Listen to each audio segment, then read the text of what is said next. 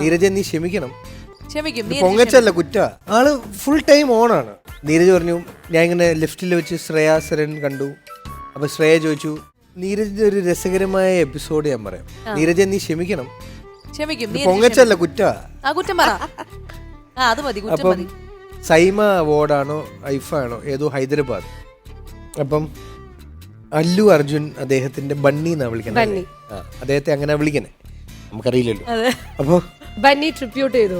Bunnies party, after party ബണ്ണിയുടെ പാർട്ടിയാണെന്ന് പറഞ്ഞു. നീ നമ്മളെല്ലാം ഇരിക്കുന്ന മുറിയിൽ നീരജ് വന്നു. അപ്പൊ നീരജിന്റെ attitude is like always very young. ഭയങ്കര രൺവീർ സിംഗിനെയൊക്കെ എനിക്ക് തോന്നും നീരജിനെ കാണുമ്പോൾ.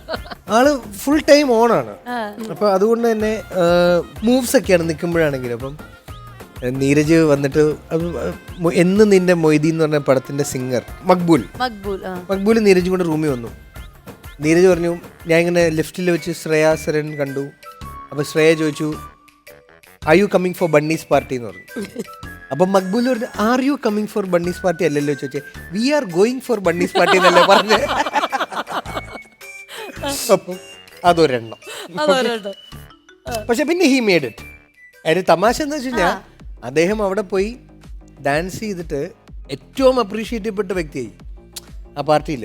കാര്യം അവരൊന്നും ഒരു ഇത്രയും കുറെ നാൾക്ക് ശേഷമായിരിക്കും ഒരു ആക്ടർ ഡാൻസർ ഇങ്ങനൊരു മിക്സ് വന്നത്. ചാക്കോച്ചായന് ശേഷം എനിക്ക് തോന്നുന്നല്ലേ.